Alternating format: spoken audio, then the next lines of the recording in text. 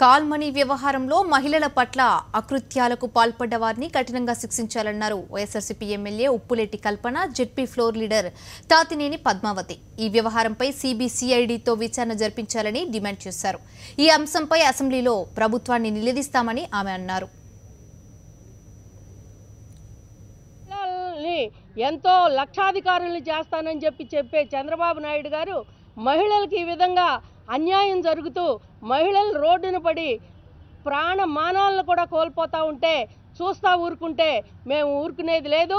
రేపు అసెంబ్లీలో ఈ అంశాన్ని లేవనెత్తి దీని వెనుక ఎవరైతే హస్తం ఉందో అధికార పార్టీ ఎమ్మెల్యేలు, ఎమ్మెల్సీలు, మంత్రులు ఎవరి హస్తం ఉందో వాళ్ళందరినీ కూడా మరి బయట పెట్టాలని, విచారించాలని, దీని మీద వాళ్ళ మీద తగిన చర్యలు తీసుకోవాలని ఖచ్చితంగా అసెంబ్లీ వేదికగా మేము డిమాండ్ చేస్తామని చెప్పి తెలియజేస్తూ ఉన్నాం. అంతంగా ఈ బాధితులందరికీ కూడా మేము అండగా నిలబడతాం.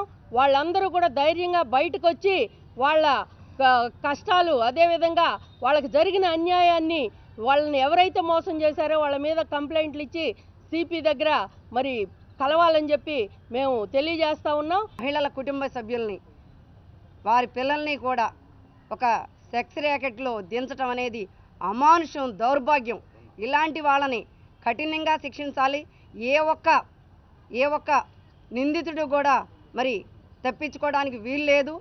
దీనికి సంబంధించి మరి ఏదైతే డాక్యుమెంట్స్ దొరికినాయో, మరి సిపి గారి ఆధ్వర్యంలో జరిగిన రైడ్స్లో ఏదైతే ఆ ఆఫీస్లో దొరికిన సీడీలు కానీ, అదేవిధంగా మరి దొరికిన డాక్యుమెంట్స్ కానీ అవన్నీ కూడా నిష్పక్షపాతంగా చంద్రబాబు నాయుడు గారి మాటతో ఒకటి చెప్తున్నారు, చేతతో ఒకటి చెప్పొద్దని ఈ సందర్భంగా హెచ్చరిస్తున్నాం.